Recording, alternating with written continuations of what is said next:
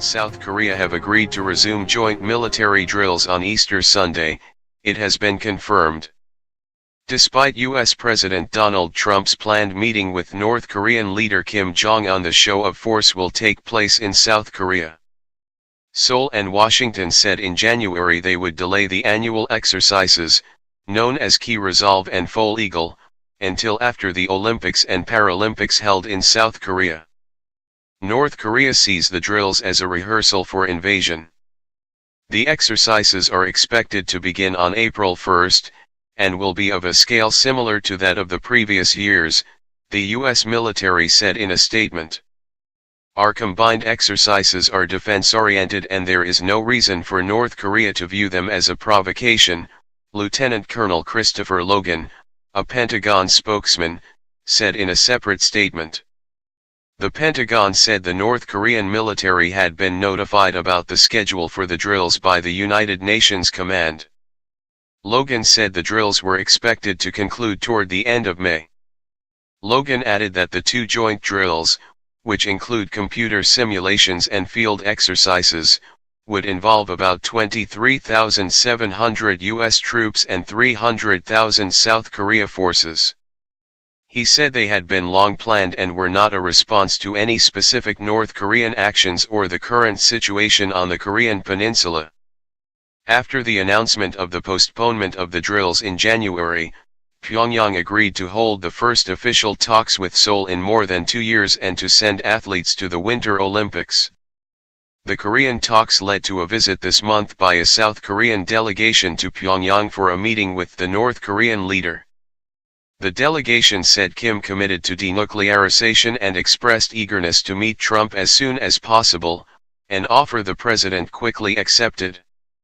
South Korean officials have said Kim is expected to meet with President Moon Jae-in in April before meeting Trump before the end of May. The head of the South Korean delegation also said that Kim had said he understood that the joint US-South Korean exercises had to continue as planned. But North Korea has angrily denounced the drills in the past. The sphere is right for reconciliation. It comes ahead of a planned meeting between President Trump and North Korean leader Kim Jong-un. And while the diplomatic talks are not directly mentioned, this is the first time Pyongyang has even hinted that plans are underway. Joining us now, Ambassador John Bolton, former U.S. ambassador to the UN, a Fox News contributor and a senior fellow at the American Enterprise Institute. Ambassador Bolton, what are we to make of these new pronouncements or maybe overtures from the Kim regime? Well, I don't think they're really directed at the United States. I think this is warming up the people of North Korea, the leadership, and so on, as to what may be about to come here. As I've seen the reports of this statement, it really is referring more to reconciliation with South Korea than anything else. President Trump is not mentioned. The meeting with the United States is not mentioned. So it continues the pattern we've seen now nearly for 2 weeks that North Korea has not made any public statement about a Kim-Trump summit. So, as I say, I think this is internally directed. It remains worrying to me that the North Koreans haven't said anything publicly. I assume that that the administration is pressing South Korea and maybe through other channels North Korea pretty hard to make sure we know exactly what they offered.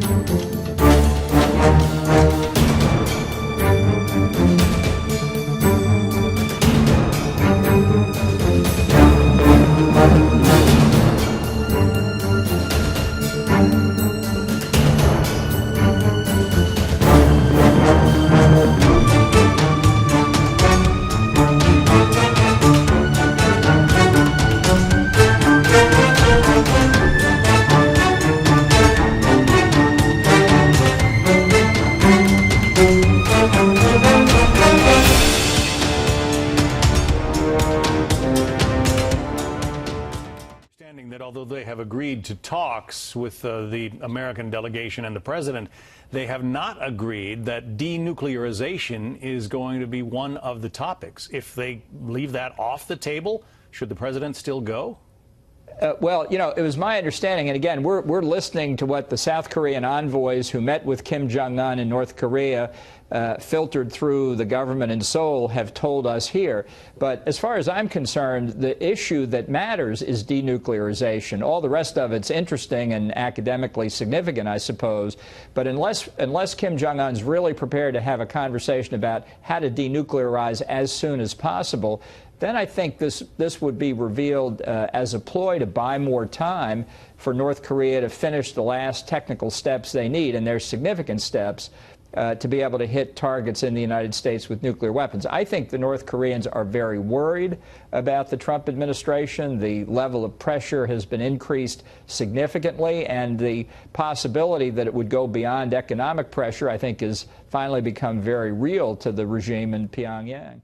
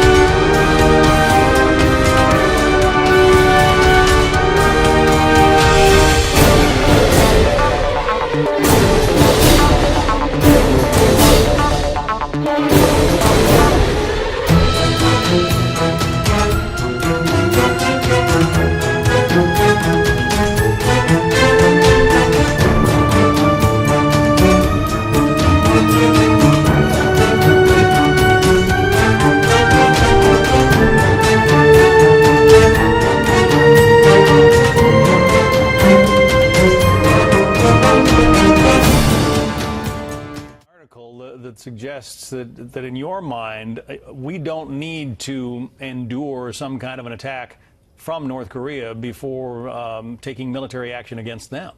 Absolutely not. I don't think that we need to wait for North Korea to drop a nuclear weapon on an American city or a Japanese city or any other kind of city in order to defend ourselves. This was very much the thinking of the Bush administration, the George W. Bush administration's national security strategy, not because we want to use military force. Nobody wants to use military force.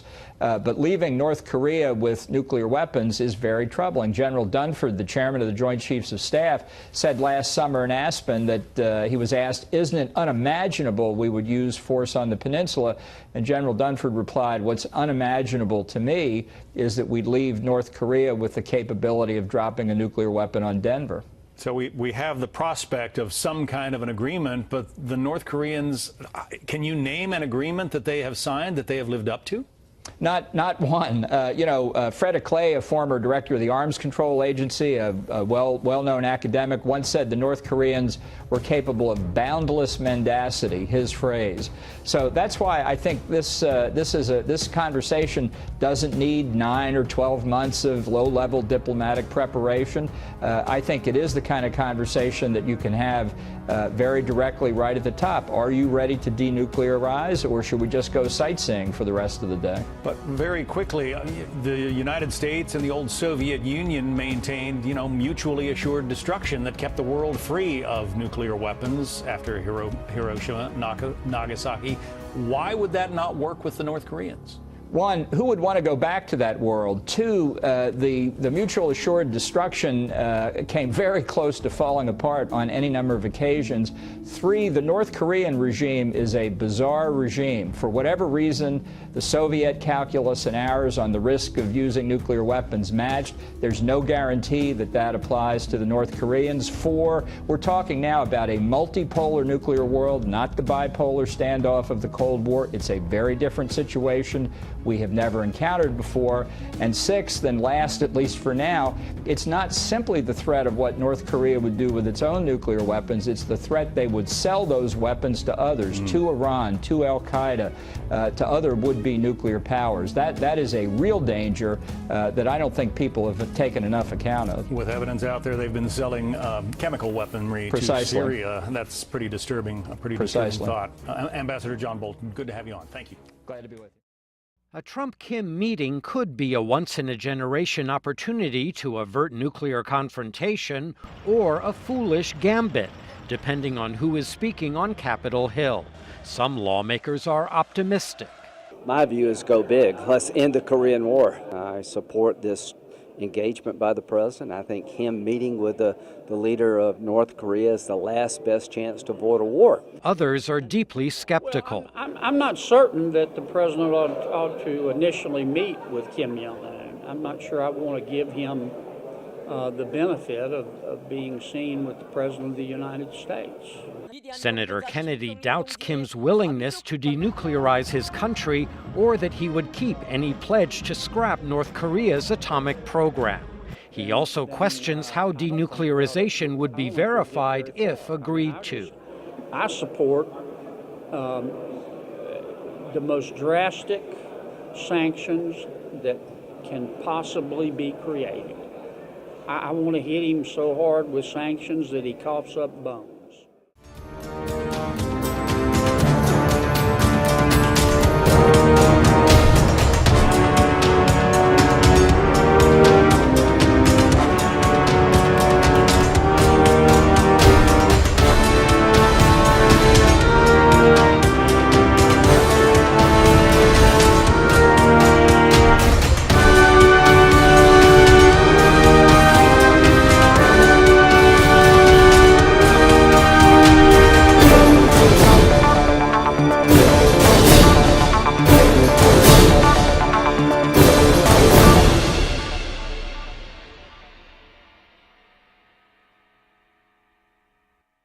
Many Democrats, meanwhile, question the readiness of the Trump administration for what would be the most consequential nuclear summit since former President Ronald Reagan's encounters with then-Soviet President Mikhail Gorbachev in the 1980s. And we're talking about the highest level, life and death, nuclear negotiation in modern times.